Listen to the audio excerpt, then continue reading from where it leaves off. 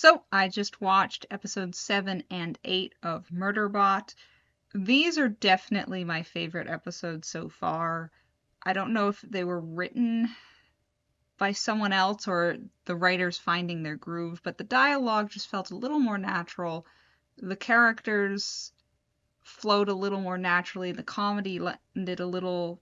The previous episodes were funny. I found these more funny, so I was happy. It started with Garathan's backstory. So we have this flashback of Prez Ox group at some dinner talking, and they're playing some hippie game about revealing things about their relationships with each other, and Garathan gets kind of pulled into it.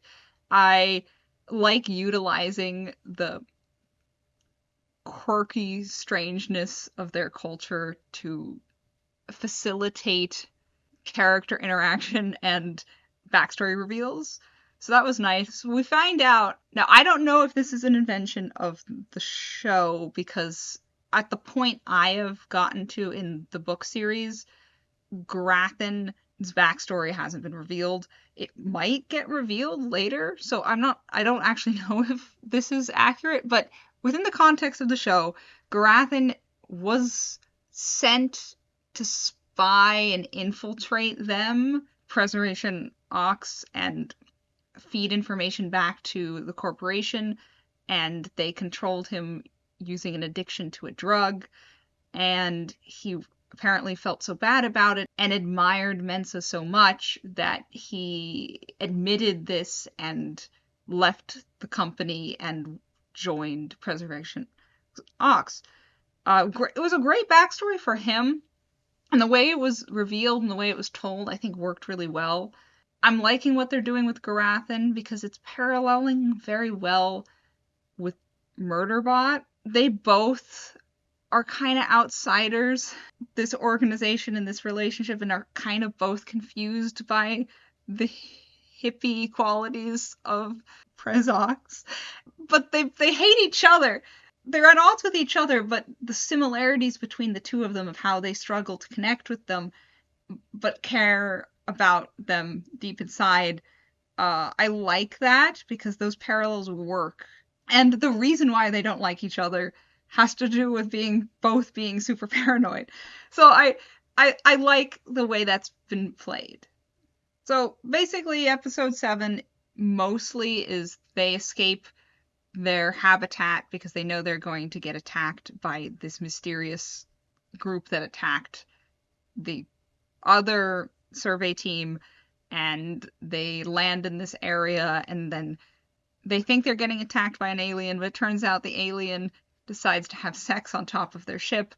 It's very random, but it's played off for laughs. Eventually, a more advanced sec unit than Murderbot shows up to try to kill them, and fails because it destroyed some of the eggs of the alien monster, and the alien monster killed them, basically. That was episode 7. I liked that episode a lot, actually. And then episode 8 feels like an interesting adaptation of the book because a lot of what was in the book is in episode 8. Like, we're almost like back on track. We went off the rails on plot a couple episodes ago, and now we're kind of back on the plot of the book in a very unusual way, but I don't think a bad way. So they go back to the habitat, and Murderbot has left recording devices to see if anyone came, which someone did, and they talk to his recording device and leave a message that you need to go to this place to do this thing, and they decide they're trying to figure out the plan of attack there. Meanwhile, the main plot of episode 8 is Garathan needs a medical procedure because he got shot a couple episodes ago. And during that, basically Murderbot mind links with him, and they have kind of a mental connection moment, which I love, but I'm a sucker for any mind shenanigans. That's always my weakness. I am always honest about that on this channel. The fastest way to my heart is weird telepathic mumbo jumbo. Love that stuff. So I enjoyed that, and I liked the way it was used for the advancement of the plot, where Murderbot starts speaking his thoughts, implying his, you know, one-sided love for Mensa. But no one kind of picks up on it, or if they do, it's kind of brushed aside. But that's there. But Garathan flips the script on Murderbot and goes in its head and reveals that it killed a bunch of its clients in a past encounter that it has hazy memories about, but happened. And the roll credits tells the group that it calls itself Murderbot, which is something that Garathan does in the book.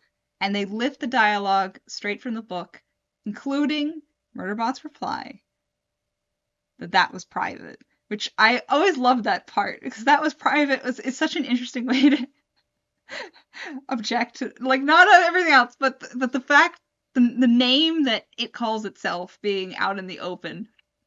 It's like, it's very, very tender subject. I liked the way that was done, and I like being able to rope that part of the story in and adapt that part of the book, because I liked that part of the book. Everything else in it, I don't care about. I have so little interest in the thruple politics parts that I cannot overstate how uninterested I am in those three characters. It was written better these last two episodes. It was not as grating as it was in the previous episodes for me, but I don't care. I think one of them's breaking up with the other, but classic threesome problems where, like, one of them likes one way more than the other, and there's such complicated stuff, you know? I'm like, whatever. Let's go back to the robot trying to deal with feelings. That's the heart of this story. There's also, going on at the same time of this, we get snippets of a Sanctuary Moon plot. As we all know, the Sanctuary Moon stuff is my favorite part of this show.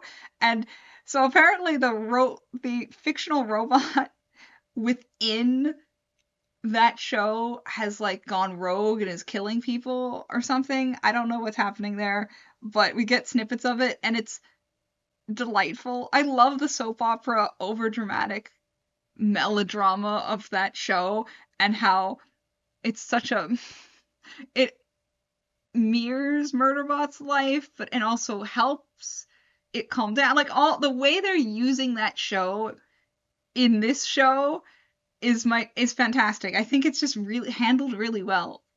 I love that part. I love it.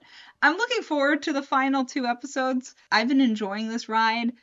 Is it the best show ever? No, but it's been a fun show, and it's been a reasonable adaptation of the book. I will withhold my full thoughts on how they've adapted it till the end, because the things that I'm not crazy about, I want to see where they're going with it first before I pass judgment on it. So we'll see. If you want to know when the review of those episodes come out, please subscribe. And if you want to read a book about a different sentient murder machine, do check out my book, Bone Song, Diary of a Sentient Sword. I'm currently releasing chapters for free in the link below, and you can read even further on Patreon. Happy reading, guys. Take care.